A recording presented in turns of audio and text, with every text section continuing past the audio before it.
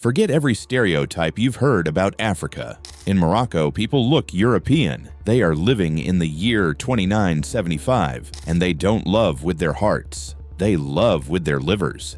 Buckle up, because we are diving into a world that will break your brain. Number 10. The 950-year time jump. What makes Morocco truly unique starts with the very calendar they follow. While the rest of us are navigating 2026, many Moroccans are living in the year 2975. Alongside the Gregorian calendar, they follow the Berber calendar, rooted in agrarian cycles and ancient history. If you glance at a local calendar and feel like you've accidentally time-traveled, don't panic. You're just experiencing the deep North African heritage. Geographically, Morocco feels like several countries rolled into one. It is an African nation slightly larger than California, but it defies every landscape stereotype. You have the scorching Sahara Desert, the snow-capped Atlas Mountains where you can actually ski, and coastlines on both the Mediterranean and the Atlantic. It is one of the few places on Earth where you can experience desert heat, alpine snow, and ocean breezes in a single day. But the real shock is its proximity to Europe. At the Strait of Gibraltar, Africa and Europe are only 10 miles apart. On a clear day, you can literally see the Spanish coastline.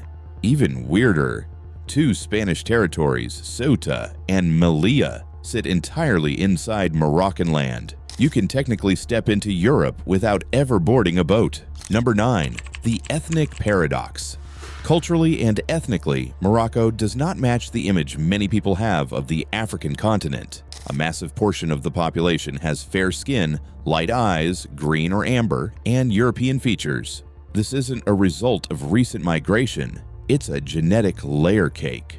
The Berbers, Morocco's original inhabitants, arrived thousands of years ago and are believed to have roots in West or Central Asia. Later, in the 7th century, Arabs arrived, bringing different complexions and Islamic traditions. Then came the colonial period, where French and Spanish influence left an indelible mark on the bloodlines and architecture. Only a smaller percentage of the population traces their direct ancestry to sub-Saharan Africa. This mix creates a visual shock for tourists who expect a different demographic. It is a Mediterranean soul in an African body. This diversity is perhaps best personified by Lala Salma, the wife of King Mohammed VI. With her vibrant red hair and piercing green eyes, she was named one of the 10 most beautiful first ladies in the world, shattering Western myths about what a North African woman looks like. Number 8. The liver of love and language chaos.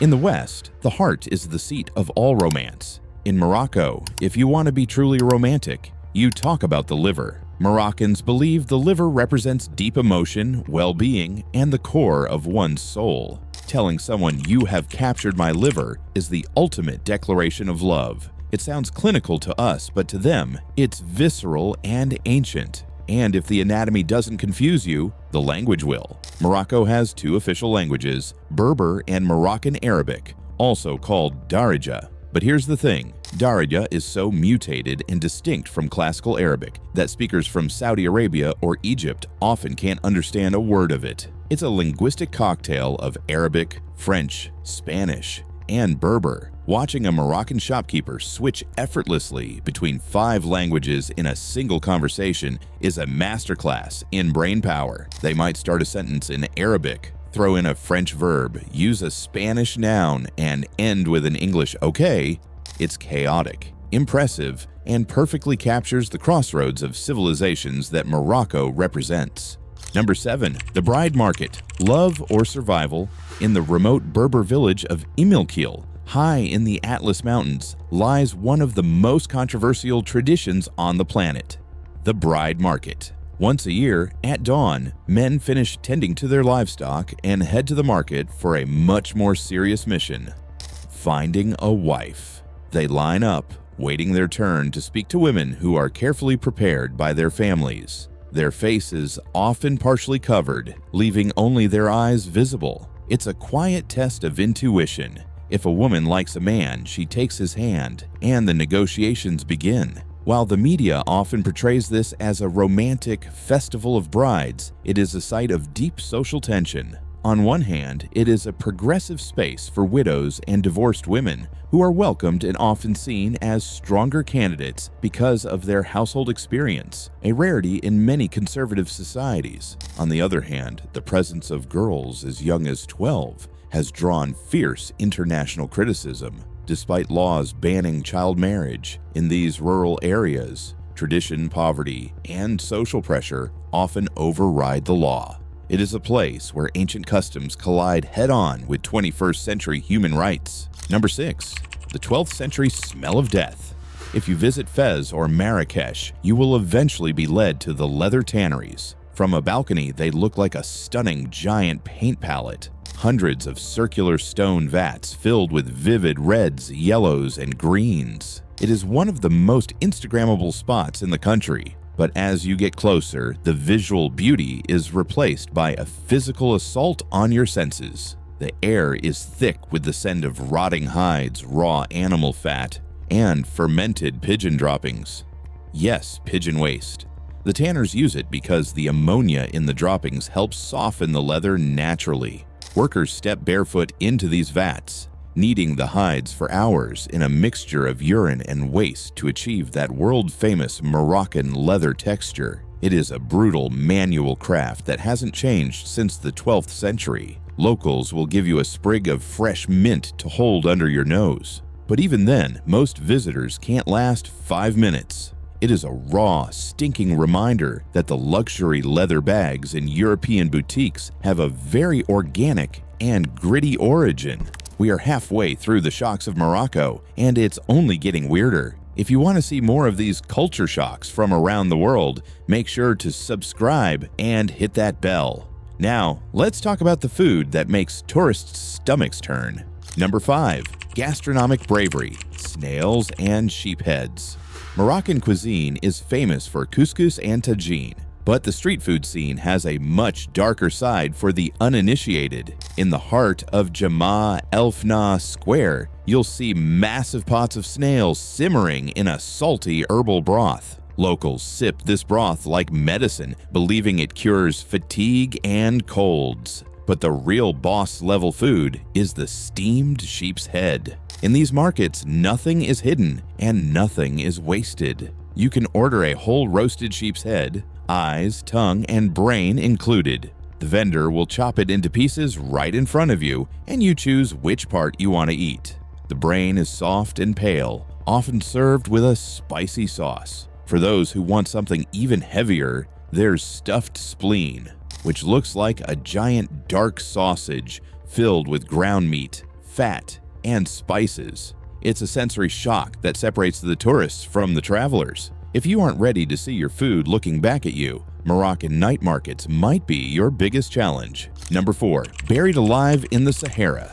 In the desert town of Merzouga, at the edge of the towering Erg Chebi Dunes, people travel from all over the world to be buried alive. This isn't a punishment, it's a high-end wellness ritual called a sand bath. At midday, when the Sahara sun is at its most punishing and the sand is scorching, attendants dig long, narrow pits. You lie down and they bury your entire body, up to your neck, in the hot sand. The heat is supposed to pull toxins out of the body and cure chronic joint pain. You stay under for exactly 10 minutes. Any longer, and you risk a heat stroke. Attendants stand over you, shielding your head with umbrellas and giving you sips of water. Once you are dug up, you are immediately wrapped in thick wool blankets to keep the sweating going for another hour. It is an extreme, claustrophobic, and searing experience that Moroccans swear by. But for a Westerner used to air-conditioned spas, it feels like a scene from a survival movie. Number 3. The Blue Refugee and Ancient Spirits. The city of Chefchaouen is a blue dream. Every wall, door, and staircase is painted in shades of cobalt and azure. But the reason is far more than aesthetic. In the 15th century, Jewish refugees fleeing the Spanish Inquisition settled here and painted the city blue to remind them of the sky and God's power. Today, it serves a practical purpose. Two locals say the blue keeps the houses cool and repels mosquitoes. But even in this beautiful blue maze, ancient superstitions rule. One of the most important rules in a Moroccan home: never pour hot water down the sink. Moroccans believe that sinks and drains are the dwelling places of jinn, or spirits. Pouring boiling water could burn a spirit and make it angry, leading to bad luck or a curse on the family. Most locals will run the cold tap first, or whisper a quick prayer to warm the spirits before pouring. To us, it's just plumbing. To them, it's a spiritual negotiation. Number 2. The Thuja wood and the Hollywood of Africa. Morocco holds a secret monopoly that most people have never heard of. In the foot of the Atlas Mountains grows a rare aromatic tree called Thuja. This wood is so exclusive and difficult to harvest that it is the primary choice for the luxury interiors of Rolls-Royce, Mercedes-Benz, and BMW. If you've ever sat in a high-end luxury car and admired the wood grain, you were likely looking at a piece of Morocco.